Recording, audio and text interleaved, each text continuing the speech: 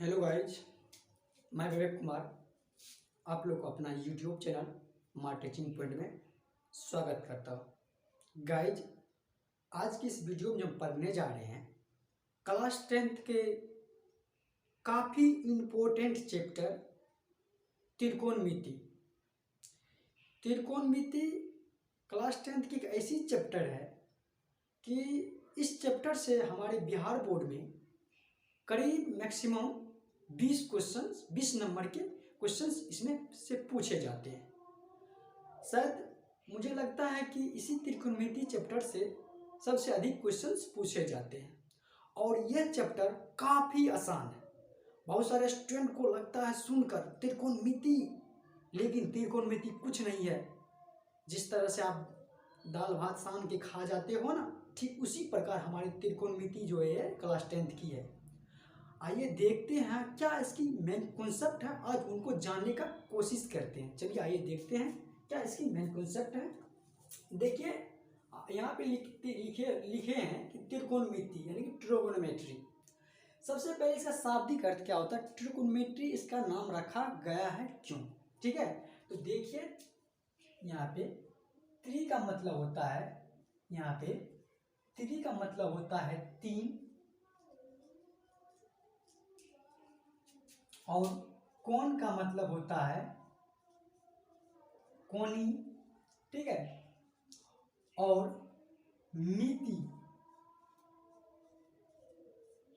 मिति का अर्थ होता है माप। ठीक है, तो अर्थात इसको हम शॉर्ट में अगर बोलेंगे त्रिकोणमिति को, तो 3 कोण के माप वाली भुजा को, 3 कोण माप वाली, 3 कोण जिसमें 3 कोण, 3 भुजा 3 कोण और उसमें मेजर करेंगे, 3 कोण वाले को मापेंगे तो त्रिकोणमिति कहलाता है। आइए इस देखते हैं त्रिकोणमिति का। इसमें जो हम पढ़ेंगे राइट एंगल यानी कि ट्रायंगल के बारे में, जो राइट एंगल ट्रायंगल होते हैं उनके आधार पे इस त्रिकोणमिति को आज हम सीखेंगे। चलिए आइए देखते हैं, राइट एंगल लेते हैं तो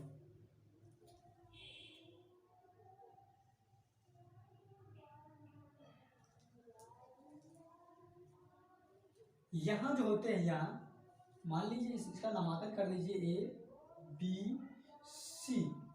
ठीक है, तो ये 90 डिग्री होते हैं। ठीक है, ये राइट ट्रायंगल है। ठीक है, तो इसके 90 डिग्री के सामने की जो भुजा होती है ये हाइपोटेन्यूस कहलाती है, यानी कि कर्व। ठीक है, ये कर्ण कहलाती है, ये कर्ण कहलाती है। ठीक है, ये इसके सामने की कर्ण कहलाई। अब यहाँ पे मेन बात यह है कि हम लंब इसको माने कि इसको माने, इसमें तो हमें दुविधा है। लंब हम इसको तभी मान सकते हैं जब हम कोण का निर्धारित कर देंगे। अगर हम इस कोण को निर्धारित करते हैं तो हमारा लंब ये होगा, अगर इस कोण से हम मेजर करते हैं तो इसका लंब ये होगा। तो यहाँ पे क्या होते हैं कि लंब का परिभाषा हम लोग को जानना काफ़ी इम्पोर्टेंट है। तो यहाँ पे लंब क्या करेंगे, तो लंब क्या होता है, कार्य कोण के सामने की भुजा जो होती है वह लंब कहलाती है। ठीक है ना, तो मान लीजिए अगर इस कोण से हम काम करेंगे तो इसके सामने की भुजा तो यही न है, तो इसका क्या लंब यही कहलाएगा। तो ये क्या कहलाएगा, लंब। कब, जब इस कोण से काम करेंगे तब। ठीक है, तो अगर हम इस कोण से काम कर रहे हैं तो हमारा लंब ये कहलाएगा। देखिए हमारा लंब जो होते हैं ये बदलता रहता है, क्यों, कोण पे ये कोण पे डिपेंड करता है।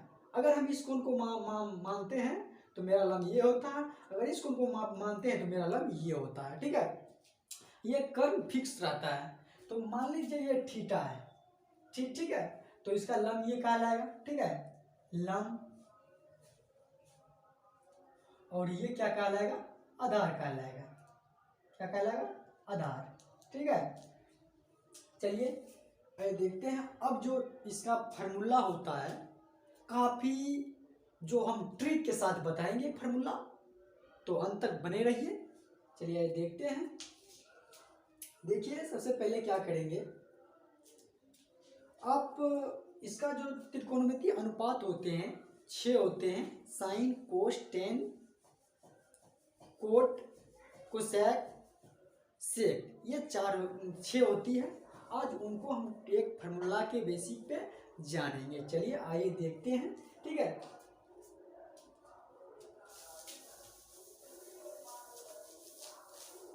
देखिए यहाँ पे इसका तो इंग्लिश हाइपोटेनियस होता है, यहाँ पे शॉर्ट ही में लिख देते हैं।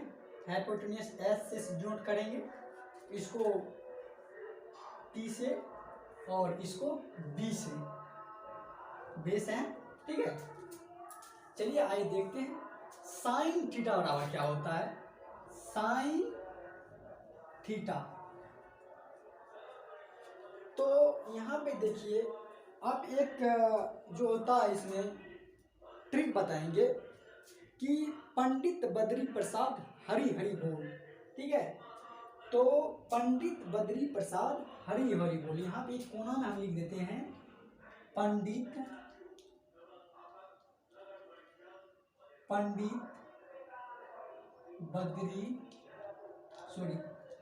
बद्री प्रसाद हरि हर बोल। ठीक है, यहाँ लिख दिए, कोना में लिख दिए हैं। चलिए अब देखिए क्या होते हैं। तो पंडित बद्री प्रसाद हरि हरि बोल, तो साइन में क्या होगा इसका देखिए। अब पहले हम फार्मूला लिख देते हैं, तब इस ट्रिक के माध्यम से हम सारी फार्मूला को आपको समझाएंगे। ठीक है, तो देखिए साइन थीटा बराबर होता है हमारा फार्मूला, यानी कि लंब बटे कर। ठीक है, यहाँ पे लंब बटे कर, यहाँ पे इंग्लिश में भी दे देते हैं। इसका जो इस लंब को डिनोट करते हैं पी से और कर्ण को एस से डिनोट करते हैं। ठीक है, अब देखिए कोस थीटा बराबर होता है बी, यानी कि बी को मान लेते हैं आधार, बी आधार ही है, आधार बटे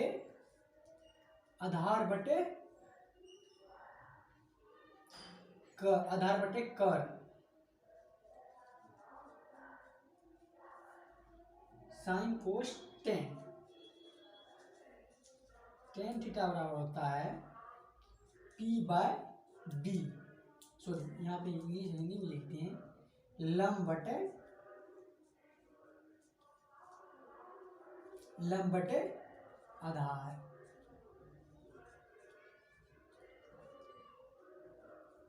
इनको लिख दीजिए B by H, P by B. ठीक है, अब होता है साइन का अपोजिट होता है, साइन का अपोजिट कोसेक थीटा बराबर फॉर्मूला होता है, इन साइन का अपोजिट कोसेक हुआ तो कोसेक के अपोजिट यही ना होगा, तो कर्ण बटे लंब यानी कि एच बाय पी। अब होता है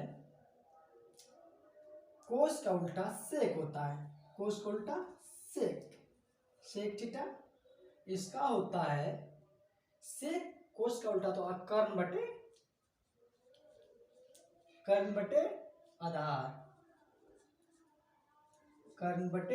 आधार। ठीक है, यानी कि एच बाय बी। ठीक है, अब देखिए टेन का अपोजिट होता है कोट। ठीक है, तो कोट यहाँ पे टेन का अपोजिट कोट, तो कोट यहाँ पे देखिए आधार बटे क्या हो जाएगा, आधार बटे लंब। ठीक है, आधार बटे लंब, यहाँ पे देखिए टेन का है आधार बटे लंब, यानी कि बी बाय पी। ये मान लीजिए इस तीन का हमको याद है, तो ये तीनों अपने आप याद हो जाएगा। इनका अपोजिट कर देंगे, इनका अपोजिट करने में काफ़ी आसान है, ठीक है। अब देखिए इन फार्मूला के माध्यम से इस फार्मूला को याद रखने का एक आसान ट्रिक है। अगर आप इस ट्रिक को शायद गुनगुनाएंगे तो मुझे लगता है कि ये फार्मूला काफ़ी आसानी से मतलब जो है याद हो जाएगा, ठीक है। तो यहाँ देखिए क्या होता है कि पंडित बद्री प्रसाद, ठीक है। सबसे पहले तो ये तीनों को तो आपको याद रखना ही होगा, ठीक है, ये तीनों याद रखना होगा। पंडित बद्री प्रसाद, तो यहाँ पे देखिए पी से पंडित, बी से बद्री, पी से प्रसाद, ये सब के ऊपर में लग गया। अब देखिए नीचा में जो हर में लगा हुआ है, तो हर बोल सबके ये दोनों ये तीनों के नीचा में हर लगा देंगे, एच एच, इसमें देखिए बोल है तो बी लगा दिए। तो ये तीनों याद हो गया। तो मान लीजिए इसका अपोजिट कर देंगे तो ये भी तो याद हो गया। है क्या आसान नहीं है? काफ़ी आसान है, लेकिन बस ये मतलब पंडित बद्री प्रसाद हरि बोल को आप गुनगुनाएंगे तो मुझे लगता है कि काफ़ी ये आसान है, ठीक है। तो इनको मिटाते हैं, आप लोग स्क्रीनशॉट ले लीजिए और उसको मतलब पंडित बद्री प्रसाद हरि बोल पे एक ट्रिक है, अगर उनके द्वारा याद करेंगे तो अच्छी बात है। अब आपकी मर्जी जिस तरह से आप याद रख सकते हैं, ठीक है। इनको मिटाते हैं।